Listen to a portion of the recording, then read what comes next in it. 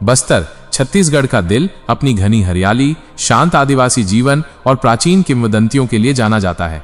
लेकिन इस शांति के पीछे अक्सर अनकही कहानियां छिपी होती हैं, कुछ इतनी डरावनी कि उन्हें सिर्फ फुसफुसाहट में ही सुनाया जाता है।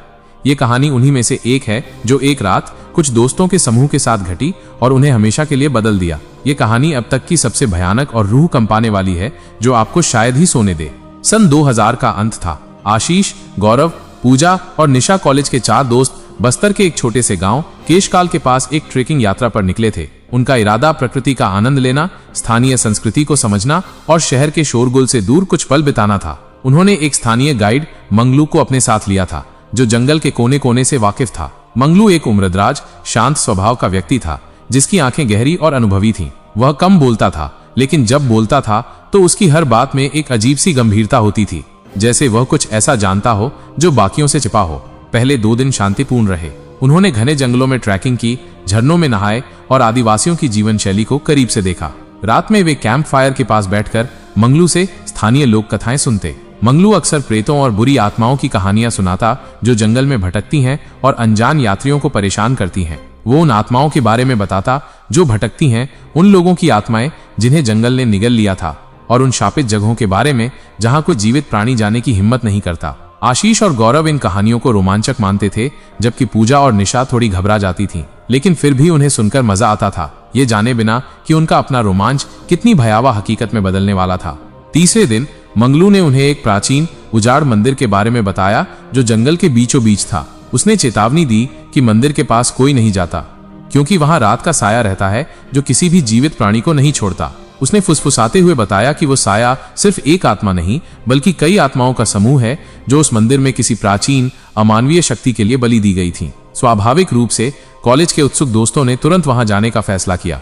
उनके युवा मन में खतरे का कोई डर नहीं था। मंगलू पहले तो झिझका, उसके चेहरे पर एक अज्ञात भय की गहरी छाया पड़ गई, लेकिन उनके जिद के आगे उसे झुकना पड़ा। बस एक बात याद रखना बाबू, मंगलू ने गंभीरता से कहा। उसकी आवाज में एक अजीब सी कांप थी। सूर्यास्त से पहले हमें वहां से निकलना होगा और मंदिर के अंदर किसी भी चीज को मत छूना, खासकर मूर्ति को। वह मूर्ति जीवित नहीं है, लेकिन उसके अंदर कुछ है, कुछ बहुत पुराना और भूखा। वे दोपहर में मंदिर के लिए निकले। रास्ता घना और कम इस्तेमाल किया गया था। जंगल धीरे धीरे और गहरा होता गया। सूरज की रोशनी भी कम होने लगी थी, जैसे पेड़ों की शाखाएं आकाश को निगल रही हों। हवा में एक अजीब सी खामोशी थी। सिर्फ उनके कदमों की आवाज और पत्तों की सरसराहट सुनाई दे रही थी, जो हर पल एक फुसफुसाहट में बदलती महसूस होती थी। जैसे जैसे वे मंदिर के करीब पहुंचे, एक अजीब सी ठंडक महसूस होने लगी, जो उस गर्म दिन में असामान्य थी, जैसे कोई अदृश्य बर्फीली सांस उनके चेहरों पर पड़ रही हो। आखिरकार उन्होंने मंदिर देखा। यह पत्थरों से बना एक पुराना ढांचा था, जो पूरी तरह से झाड़ियों और बेलों से घिरा हुआ था, जैसे किसी विशालकाय दानव ने उसे अपनी बाहों में जकड़ रखा हो। मंदिर के प्रवेश द्वार पर एक अजीब सी नक्काशी थी, जिसमें एक भयानक चेहरा बना हुआ था, जिसकी आंखें उन्हें घूरती हुई लग रही थीं। अंदर का दृश्य और भी डरावना था। धूल और मकड़ी के जाले से ढका हुआ मंदिर के केंद्र में एक खंडित मूर्ति रखी थी। मूर्ति का चेहरा इतना विकृत था कि उसे देखकर ही रोंगटे खड़े हो जाएं। उसकी आंखें खाली और गहरी थीं, जैसे अनंत अंधकार की गहराई हो। देखो, मैंने कहा था ना, मंगलू ने फुसफुसाते हुए कहा। उसकी आवाज में डर साफ झलक रहा था। ये जगह अच्छी नहीं है, हमें चलना चाहिए अभी।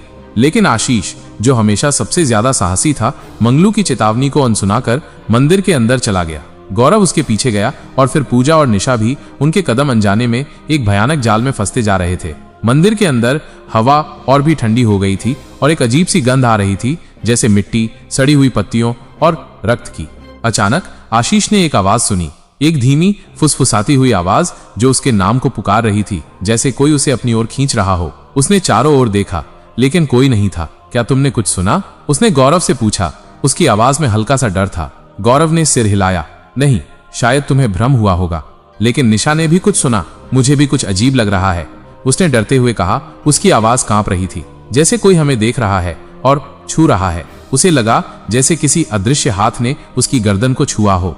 मंगलू बाहर खड़ा था। उसके चेहरे पर चिंता की लकीरें साफ दिख रही थीं, जैसे उसे पहले ही पता था कि क्या होने वाला है। निकलते हैं बाबू, सूरज ढल रहा है और ये जगह अपनी आत्माओं को बाहर निकाल रही है। तभी मंदिर के अंदर से एक तेज आवाज आई, जैसे कोई पत्थर गिर गया हो। लेकिन ये पत्थर गिरने की आवाज से कहीं ज्यादा भयानक थी, जैसे किसी विशालकाय हड्डी के टूटने की आवाज। सभी चौंक गए। जब उन्होंने देखा तो पाया कि मंदिर की मूर्ति से एक छोटा सा पत्थर का टुकड़ा टूटकर गिर गया था। लेकिन वो पत्थर का टुकड़ा नहीं था, वो एक मानव हड्डी का टुकड़ा था, जो पत्थर में बदल गया था और अब टूटकर गिर गया था। तुमने इसे छुआ आशीष? मंगलू ने लगभग चिल्लाते हुए पूछा। उसकी आंखें चौड़ी हो गई थीं। आशीष ने डरते हुए कहा, नहीं, मैंने नहीं छुआ, ये अपने आप गिरा। तभी मूर्ति की आंखों से एक अजीब सी लाल रोशनी निकलने लगी। रोशनी इतनी तेज थी कि उनकी आंखें चौंधिया गईं। एक पल के लिए उन्हें लगा कि मूर्ति का विकृत चेहरा हंस रहा है। उसकी खाली आंखों से रक्त की धार बह रही थी, जो तुरंत सूख कर पत्थर बन जाती थी। हवा में एक भयानक चीख गूंजी, जो उनके कानों में हथौड़ों की तरह बज रही थी। भागो, भागो यहां से, मंगलू चिल्लाया। उसकी आवाज में अब सिर्फ आतंक था। वे जितनी तेजी से भाग सकते थे भागे। जंगल अब और भी घना और अंधेरा लग रहा था। पेड़ों की शाखाएं उन्हें पकड़ने के लिए अपनी उंगलियों की तरह फैली हुई थीं। सूरज लगभग डूब चुका था और पेड़ों की छायाएं राक्षसों जैसी दिख रही थीं, जो हर पल बड़ी होती जा रही थीं। हवा में एक अजीब सी गंध थी और उन्हें लग रहा था कि कोई उनका पीछा कर रहा है। उनके ठीक पीछे उनकी सांसों को महसूस कर रहा था। जैसे ही वे जंगल के बाहर निकलने वाले थे, निशा को ठोकर लगी और वो गिर गई। आशीष और गौरव उसे उठाने के लिए रुके, लेकिन तभी उन्हें एक भयानक आवाज सुनाई दी। ये एक दहाड़ थी जो इतनी तेज थी कि पूरे जंगल में गूंज गई और ऐसा लगा जैसे धरती कांप रही हो। वो आवाज किसी जानवर की नहीं थी, बल्कि किसी ऐसी चीज की थी जो इस दुनिया से बाहर थी। एक प्राचीन भूखी आत्मा की दहाड़। भागो, निशा को छोड़ो, पीछे मत देखो, मंगलू ने चिल्लाते हुए कहा। उसकी आवाज में अब निराशा थी, लेकिन आशीष और गौरव निशा को छोड़ने को तैयार नहीं थे। उन्होंने निशा को उठाया और भागते रहे जब तक कि उन्हें अपना कैंप साइट नहीं मिल गया। वहां पहुंचकर वे हाँफ रहे थे, उनके दिल जोर से धड़क रहे थे और उनके रोंगटे खड़े थे। मंगलू ने तुरंत आग जलाई और कुछ जड़ी बूटियां आग में डाली, जिससे एक अजीब सी गंध फैल गई, जो हवा में फैले भयानक गंध को कम करने की कोशिश कर रही थी। हमें सुरक्षित रहना होगा, मंगलू ने कहा। उसके चेहरे पर मौत का डर साफ दिख रहा था। रात का साया अब जाग गया है। वो पीछा करेगा और वो नहीं रुकेगा जब तक वो अपना शिकार न पाले। उन्होंने पूरी रात आग जलाए रखी। जंगल से अजीबोगरीब आवाजें आ रही थीं, कभी पत्तियों की सरसराहट जो फुसफुसाती हुई आवाजों में बदल जाती थीं, कभी जानवरों की चीखें जो दर्दनाक मानवीय चीखों जैसी लगती थीं, और कभी धीमी फुसफुसाहट जो उनके नामों को पुकारती थी। हर आवाज उन्हें डरा रही थी। उन्हें हर पल लग रहा था कि साया उनके तंबू के बाहर खड़ा है, बस अंदर आने का इंतजार कर रहा है। आशीष और गौरव, जो हमेशा बहादुर होने का दावा करते थे, अब कांप रहे थे। उनके शरीर पर ठंडक महसूस हो रही थी। पूजा और निशा एक दूसरे से चिपकी हुई थीं। उनकी आंखों में आंसू थे, उनकी सांसें भी तेज चल रही थीं। सुबह होने से पहले गौरव को अजीब सा महसूस होने लगा। उसकी त्वचा पर खुजली हो रही थी और उसकी आंखें लाल हो गई थीं, जैसे उनमें रक्त भर गया हो। उसने महसूस किया कि उसका सिर घूम रहा है और उसे भयानक सपने आने लगे थे, जिसमें वो मंदिर में अकेला था और मूर्ति उसे घूर रही थी। मुझे ठीक नहीं लग रहा है, उसने फुसफुसाया। उसकी आवाज में एक अजीब सी कर्कशता थी। मंगलू ने गौरव को देखा और उसके चेहरे पर चिंता की गहरी लकीरें उभर आईं। यह साया है, उसने कहा। वो तुम्हें धीरे धीरे खा रहा है। ये तुम्हें अंदर से सड़ने लगेगा, तुम्हारी आत्मा को खींच लेगा।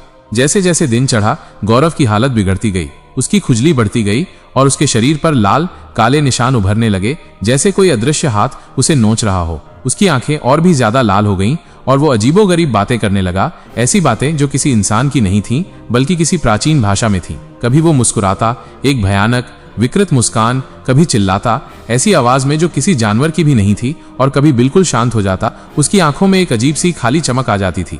हमें इसे गांव ले जाना होगा, आशीष ने कहा। उसकी आवाज में डेस्परेशन थी। मंगलू ने सिर हिलाया। यह आसान नहीं होगा। साया उसे छोड़ने वाला नहीं है। वो उसे तब तक प्रताड़ित करेगा जब तक वह पूरी तरह से उसका न हो जाए। उन्होंने गौरव को सहारा दिया और गांव की ओर चल पड़े। रास्ता और भी ज्यादा भयानक लग रहा था। हर पेड़, हर पत्थर उन्हें डरा रहा था। उन्हें लग रहा था कि कोई अदृश्य शक्ति उनका पीछा कर रही है। हर कदम पर उनकी सांसों को गिन रही थी। जंगल की हवा में अब एक सड़न की गंध घुल गई थी। अचानक गौरव ने एक भयानक चीख मारी और जमीन पर गिर पड़ा। उसके शरीर में ऐंठन होने लगी और उसकी आंखें पूरी तरह से लाल हो गईं। उनसे काला रक्त टपकने लगा। उसके मुंह से झाग निकलने लगा, जो काले और चिपचिपे थे। उसकी हड्डियां चरमरा रही थीं, जैसे कोई अदृश्य बल उसे अंदर से तोड़ रहा हो। ये उसे पूरी तरह से पकड़ चुका है, मंगलू ने दुख से कहा। उसके चेहरे पर मौत का रंग छा गया था। अब हम कुछ भी नहीं कर सकते, यह खत्म हो गया है। पूजा और निशा चीखने लगी। उनकी आंखों से आंसू बह रहे थे। वे गौरव के भयानक परिवर्तन को देख रही थीं। आशीष पूरी तरह से स्तब्ध था। उसकी आत्मा कांप रही थी। उनका दोस्त गौरव अब उनके सामने एक भयानक रूप में बदल रहा था, एक ऐसा प्राणी जो अब इंसान नहीं रहा था। फिर गौरव ने उठने की कोशिश की, लेकिन उसकी हरकतें अजीब और झटकेदार थीं, जैसे कोई कठपुतली हो जिसे किसी अदृश्य धागे से खींचा जा रहा हो। उसकी आवाज बदल गई थी। वो अब गौरव की आवाज नहीं थी, बल्कि एक हजारों आवाजों का मिश्रण थी, जो एक साथ फुसफुसा रही थीं, हंस रही थीं और चिल्ला रही थीं। तुम भाग नहीं सकते, एक धीमी गहरी आवाज ने कहा, जो सीधे उनके दिमाग में गूंज रही थी, तुम मेरे हो, तुम सब मेरे हो। गौरव की आंखें उन पर टिकी थीं, उनमें अब कोई मानवीय भावना नहीं थी, सिर्फ एक भयंकर अमानवीय लालसा थी। मंगलू ने तुरंत अपनी जेब से एक छोटी सी लकड़ी की डंडी निकाली, जिस पर कुछ अजीब से निशान बने हुए थे और जो प्राचीन रक्त से सना हुआ लग रहा था। उसने उसे गौरव की ओर दिखाया और कुछ मंत्र फुसफुसाने लगा। उसकी आवाज में एक अजीब सी शक्ति थी। जैसे ही उसने मंत्र फुसफुसाए, गौरव के शरीर में और भी ज्यादा ऐंठन होने लगी और उसने एक भयानक चीख मारी जो पूरे जंगल को फाड़ रही थी। उसके शरीर से एक काला धुआं निकलने लगा, जिसमें से भयानक चेहरे दिखाई दे रहे थे। ये साया है, मंगलू ने कहा। ये मंदिर की मूर्ति का साया है। ये उन लोगों पर हमला करता है जो उसकी शांति भंग करते हैं। ये उन आत्माओं का प्रतिशोध है जिन्हें सदियों पहले यहाँ बलि दी गई थी। मंगलू ने अपने मंत्र जारी रखे। गौरव का शरीर हिलता रहा, लेकिन धीरे धीरे उसकी हरकतें धीमी पड़ने लगीं। काला धुआं पतला पड़ने लगा और उसके शरीर से भयानक आवाजें कम होने लगीं। अंत में वह जमीन पर गिर पड़ा, बेजान। उसका शरीर अब एक भयानक विकृत रूप में बदल गया था। उसकी त्वचा पर गहरे सड़े हुए निशान थे। आशीष, पूजा और निशा पूरी तरह से टूट चुके थे। उन्होंने अपने दोस्त को अपनी आंखों के सामने खो दिया था। उसे एक अमानवीय शक्ति द्वारा निगलते देखा था। मंगलू ने गौरव के शरीर के पास कुछ जड़ी बूटियां रखी और एक छोटी सी प्रार्थना की। उसकी आवाज में गहरा दुख और भय था। हमें इसे यहाँ नहीं छोड़ना चाहिए, आशीष ने कहा। उसकी आवाज कांप रही थी। उसके गले में एक गांठ थी। नहीं, मंगलू ने कहा। उसकी आंखें गंभीर थीं। साया उसके शरीर पर कब्जा कर चुका है। अगर हम उसे गांव ले जाते हैं तो साया गांव में भी फैल जाएगा और कई और जाने ले लेगा। उसकी आत्मा अब स्वतंत्र नहीं है, वो मंदिर की शक्ति का एक हिस्सा बन गई है। उन्होंने भारी मन से गौरव को वहीं दफना दिया जहां वो गिर पड़ा था, एक बिना निशान वाली कब्र, एक भयानक रहस्य को छिपाने के लिए। उस दिन उनकी जिंदगी हमेशा के लिए बदल गई। वे वापस शहर लौट आए, लेकिन उस रात की भयावह यादें उनके दिमाग से कभी नहीं गईं।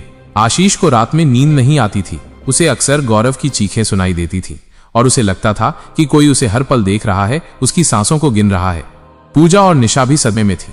वे अब कभी भी रात में अकेले नहीं सो पाती थी। उन्हें मंदिर की भयानक मूर्ति के सपने आते थे और उन्हें लगता था कि गौरव की आत्मा उन्हें बुला रही है, मदद के लिए या शायद उन्हें अपने साथ ले जाने के लिए। उन्होंने कभी सोचा भी नहीं था कि उनकी रोमांचक यात्रा एक ऐसे भयानक अंत पर खत्म होगी। एक ऐसा अंत जिसमें उनके दोस्त का शरीर एक प्राचीन दुष्ट शक्ति का शिकार बन गया था। कई साल बाद जब भी वे बस्तर के बारे में सुनते, उनकी आंखों में डर की एक चमक आ जाती थी, एक ऐसा डर जो उनकी आत्मा में गहराई तक बैठ गया था। उन्होंने कभी भी उस उजाड़ मंदिर के बारे में बात नहीं की और न ही उस रात के बारे में जिसने उनके दोस्त को हमेशा के लिए छीन लिया था, उसे एक भयानक अमानवीय शक्ति का हिस्सा बना दिया था। और आज भी केशकाल के आसपास के गांवों में बुजुर्ग लोग फुसफुसाते हुए उस प्राचीन मंदिर और उसके रात के साये की कहानी सुनाते हैं, जिसे वे अब एक अभिशाप मानते हैं। वे बताते हैं कि कैसे मंदिर के पास से गुजरने वाले यात्रियों को कभी कभी गौरव की चीखें सुनाई देती हैं और कैसे पूर्णिमा की रात में मंदिर से लाल रोशनी निकलती है, जैसे कोई प्राचीन भूखी आंख उन्हें देख रही हो। ये कहानी एक भयानक चेतावनी है उन सभी के लिए जो प्रकृति के गुप्त रहस्यों को छेड़ने की हिम्मत करते हैं, क्योंकि बस्तर का जंगल सिर्फ पेड़ और नदियां नहीं, बल्कि सदियों पुराने रहस्यों और भयानक शक्तियों का भी घर है, जो अपनी शांति भंग करने वालों को कभी नहीं छोड़ते। अगर ये स्टोरी आपको पसंद आई तो वीडियो को लाइक और लक्ष्मी चरण ब्लॉग्स चैनल को सब्सक्राइब करना न भूलें।